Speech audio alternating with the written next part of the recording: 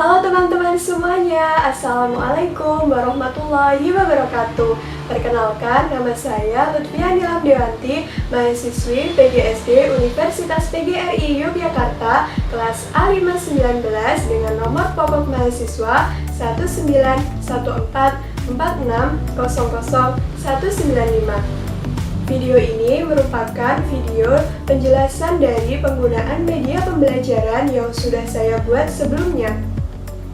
Video ini saya buat untuk memenuhi tugas mata kuliah media pembelajaran yang diampu oleh Ibu Mahilda Dea Komalasari MPD. Media yang sudah saya buat sebelumnya bernama rotar gadang atau roda berputar gambar dan angka.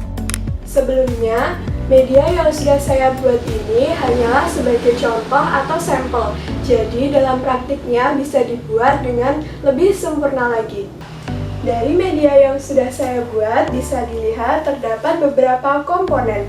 Yang pertama di sini ada roda berputar besar yang berisi gambar hewan dan tumbuhan.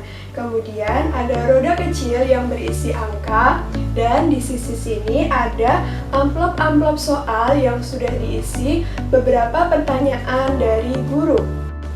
Lalu bagaimana penggunaan dari media yang sudah saya buat ini?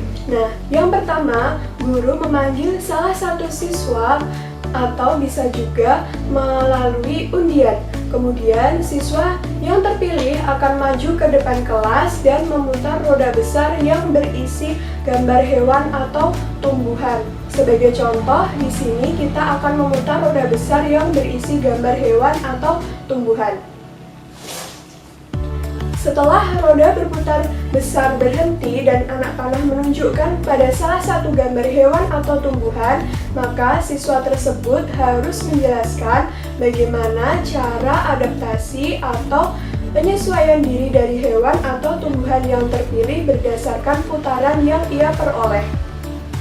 Apabila siswa tersebut tidak dapat menjelaskan bagaimana cara adaptasi atau penyesuaian diri dari hewan atau tumbuhan yang terpilih berdasarkan gambar tadi, maka siswa tersebut dipersilahkan untuk duduk kembali. Kemudian, guru memilih satu siswa lagi secara acak atau bisa juga melalui undian baru. Sebaliknya, jika siswa tersebut dapat menjelaskan bagaimana cara adaptasi dari hewan atau tumbuhan yang terpilih pada putaran roda yang ia lakukan sebelumnya, maka ia diperbolehkan atau berhak untuk memutar roda kecil yang berisi angka. Sebagai contoh, di sini kita putar roda kecil yang berisi angka.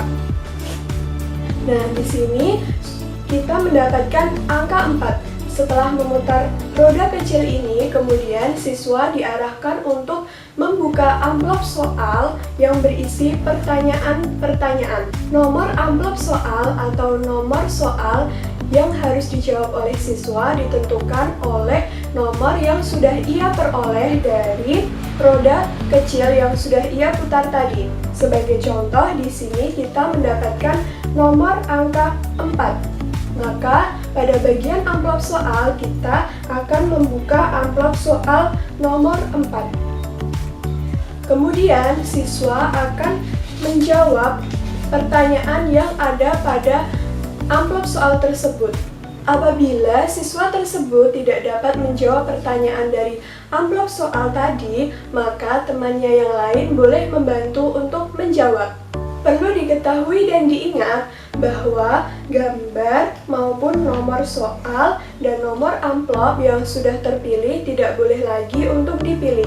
Jadi, misalnya siswa berikutnya mendapatkan nomor soal atau gambar yang sama dengan siswa pertama atau siswa sebelumnya, maka siswa kedua tersebut diminta untuk memutar roda besar maupun roda kecil sekali lagi. Apabila semua atau setiap pertanyaan dari amplop soal sudah terjawab oleh siswa, maka guru akan memberikan sedikit penjelasan terkait soal maupun gambar yang diperoleh siswa dari putaran roda yang ia lakukan tadi. Apabila penjelasan dari guru dirasa sudah cukup, maka guru dapat memilih siswa baru secara acak atau melalui undian baru. Kemudian Kemudian siswa baru akan melanjutkan putaran roda, baik roda besar maupun roda kecil, hingga gambar pada roda besar habis terjawab. Nah, sekian penjelasan dari penggunaan media pembelajaran yang sudah saya buat sebelumnya.